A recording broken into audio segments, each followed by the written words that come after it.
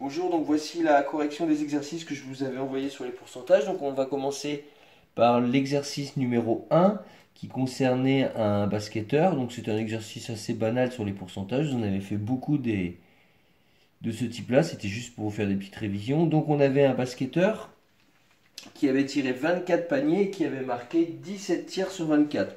Donc on va juste noter ça. Le joueur marque 17 tirs sur 24 possibles. À la question 1, on me demande de dire quel est le pourcentage de réussite. Donc ici, le pourcentage de réussite, on l'appelle T, comme tous les pourcentages. Dès que vous calculez un pourcentage, vous pouvez écrire T égale. Et donc ici, la phrase me donne presque le calcul à faire, puisqu'elle me dit qu'il a réussi 17 tirs sur 24. Donc on va diviser par 24, et comme on avait vu en cours, pour avoir le taux, il nous suffit de multiplier par 100. Et on obtient, en tapant à la machine, 70,8% de réussite, parce que c'est ce qu'il a marqué.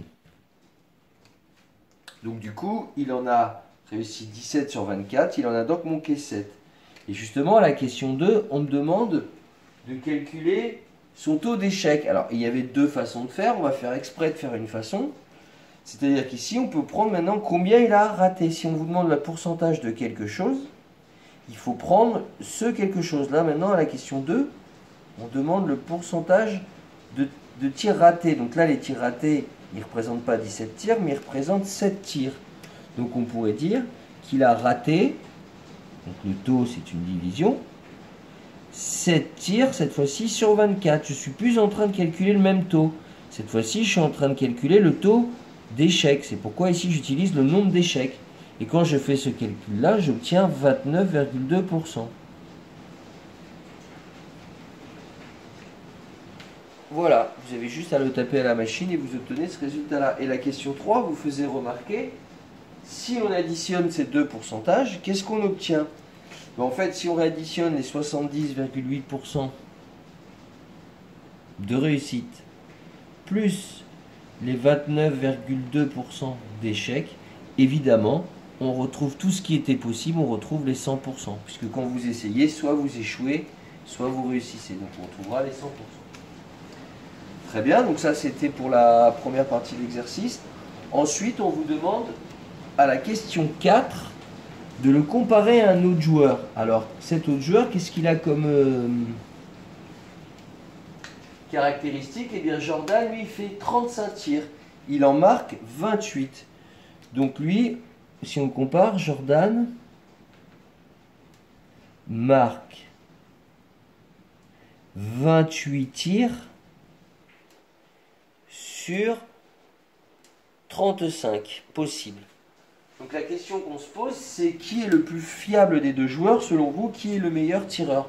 Alors on peut constater déjà qu'il y a pour les deux 17 sur 24, donc il y a 7 tirs d'écart, et là aussi il y a 7 tirs d'écart. C'est-à-dire que dans les deux fois, il a échoué 7 fois. Mais est-ce que ça veut dire qu'ils sont équivalents? Eh bien on va calculer le taux de réussite de Jordan. Donc le taux de réussite de Jordan, c'est 28 sur 35 fois 100. Et quand je fais ce calcul à la calculatrice, j'obtiens un pourcentage de réussite pour Jordan de 80%. Eh bien, on voit que même si Jordan, lui, il a raté 7 tirs comme le premier joueur, eh bien, comme c'est sur 35, cette fois-ci, son taux de réussite est supérieur.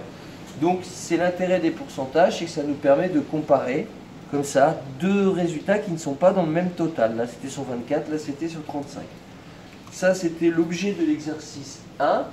Ensuite, bon, il y avait un exercice 2 qui était pareil dans la suite, qui était des révisions, donc je vais le présenter. Cet exercice 2, il s'intéresse à l'augmentation d'un prix par un pourcentage ou une diminution. Donc, on a différentes situations.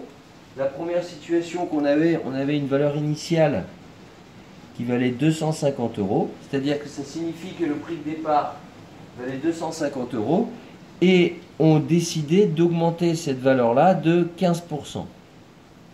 qu'est-ce qui vous était demandé à vous? Il était demandé à vous de trouver le coefficient multiplicateur par lequel il aurait fallu multiplier le prix de départ pour arriver directement au prix final et du coup nous donner ce prix final. Donc ici, qu'est-ce qu'on va faire? Eh bien, le t ici, il est là, c'est le pourcentage, et là-haut, c'est le coefficient.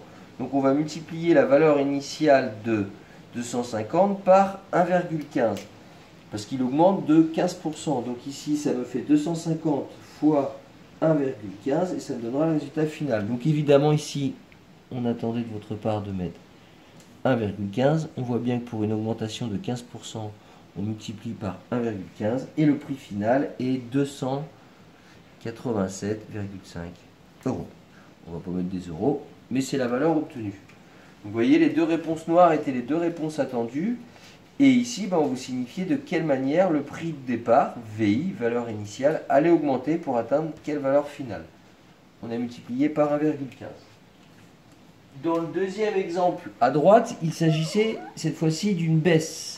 On avait une valeur initiale qui était de 50 euros et on faisait une baisse cette fois-ci de 12%. On sait déjà donc la valeur finale, le prix sera plus bas, mais on s'interroge toujours à trouver le coefficient qui va m'emmener directement du prix de départ au prix d'arrivée 12% moins cher. Donc là, vous le savez, il faut faire 100 moins 12 dans sa tête pour obtenir les 88%. Et du coup, le coefficient, il vaut 0,88. Vous voyez bien que le 88, il y a une histoire de 12 avec 100. Donc on fait 50 fois 0,88 et on obtient le prix final qui est de 44 euros. Là, on a toujours multiplié, on ne fait que multiplier par le coefficient, que ce soit une augmentation ou une diminution, mais on multiplie soit par un coefficient qui est plus petit que 1 quand c'est une diminution, et plus grand que 1 tout à l'heure, 1,15 quand il s'agit d'une augmentation. Ensuite, on avait une troisième situation qui nous était présentée dans cet exercice 2. Cette situation avait pour valeur de départ VI qui valait 120. Et à cette valeur de départ, on l'a multiplié par 1,25. C'est-à-dire que l'on m'indiquait cette fois-ci par combien je la multiplie. Du coup, trouver la valeur finale, c'est pas bien dur. Par contre, ici, trouver le pourcentage et savoir si c'est une augmentation ou une diminution, c'est un petit peu plus compliqué. Alors, comment on s'y prend? Eh bien, ici, j'ai une valeur de départ qui vaut 120. On me dit de la multiplier par 1,25. Donc, je fais 120 fois 1,25. J'obtiens la valeur d'arrivée qui est 150. Comment maintenant je peux raisonner pour trouver le pourcentage? Soit vous avez l'habitude et vous comprenez qu'à chaque fois ce qui est indiqué après le 1 ici vous indique le pourcentage d'augmentation, si bien qu'on a bien augmenté de 25%. C'est quand même la méthode la plus rapide. Et du coup, vous pouvez avoir directement le taux qui est caché dans le coefficient C. Donc ça, c'était pour l'exemple numéro 3. Ensuite, on avait un exemple numéro 4 qui était du même type, mais on était dans une baisse. Alors, on a VI qui vaut 175. Et on me dit qu'on va multiplier cette valeur par 0,92. Quelle doit être normalement l'analyse que vous faites? Eh bien, vous vous dites la chose suivante. Étant donné que la valeur du départ elle est multipliée par un coefficient qui est plus petit que 1, on est dans une baisse. Mais ici, je peux avoir le taux de cette baisse. Je suis à 8,292, donc j'ai baissé de 8%. Et ensuite, pour avoir la valeur finale, je fais 175 fois 0,92 et j'obtiens la valeur finale qui est évidemment plus faible, qui est de 161 euros. Voilà, donc ça vous montre comment on utilise le coefficient, la valeur initiale et la valeur finale. Vous voyez qu'il n'y a toujours que 4 personnes à comprendre quand vous faites évoluer un prix. Il y a le prix de départ, le prix d'arrivée, de combien de pourcents il évolue, en montant ou en descendant, et le coefficient qui me fait passer entre le prix d'arrivée et le prix de départ. Donc je vous conseille d'arrêter la vidéo, essayer de refaire les exercices et voir si pour vous ça marche. Ensuite, on avait une cinquième situation où on avait une valeur du départ qui était inconnue. Et on savait que cette valeur elle allait être augmentée de 3%. On me demandait de trouver du coup sa valeur finale qui m'était donnée. Il fallait bien que j'ai quelques valeurs. Et ici, on cherche toujours le même coefficient par lequel on multiplie pour passer de la valeur initiale à la valeur finale. Alors, on prend le temps de regarder la situation. La valeur du départ, elle vaut 60 d'arrivée, pardon, finale, elle vaut 60 €. Elle vient d'augmenter de 3%. Donc, moi, avec le 3%, j'obtiens tout de suite le coefficient. Ils sont toujours reliés, le T et le C. C'est une augmentation, c'est plus que 1, c'est 1,03. Qu'est-ce que ça veut dire? Ça veut dire qu'ici, j'ai multiplié cette valeur-là par 1,03 pour arriver à la valeur finale. Donc, pour retrouver la valeur d'ici, il fallait faire 60 divisé par 1,03. Ça, c'est le cas le plus dur qu'on est en train de faire. Et je retrouve ma valeur du départ avant l'augmentation. On avait de la même façon pour la baisse le même cas. C'est-à-dire qu'on n'avait pas la valeur de départ. Ensuite, nous savions que c'était une baisse de 13%. Suite à cette baisse sur un prix de départ qu'on ne connaît pas, on avait un prix d'arrivée qui valait 200 €. Et moi, il me fallait trouver la valeur de départ et le coefficient qui me fait passer de l'un à l'autre.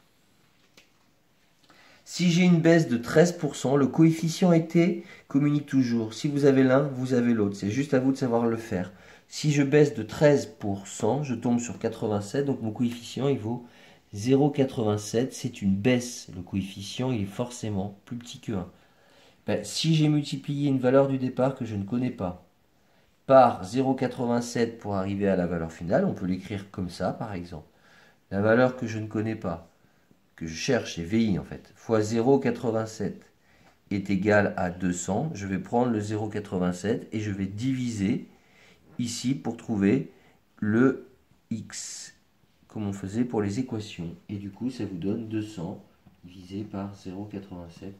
Vous retrouvez ici le prix de départ qui est plus élevé, 229,8 €. Donc je vous conseille d'utiliser ces coefficients pour trouver le passage de la valeur finale à la valeur initiale en se servant du pourcentage. Il y a le C, le T et VI et VF. Voilà, j'espère que cette vidéo vous entraînerait dessus pour ceux qui ont des difficultés et qu'elle vous a aidé pour les autres.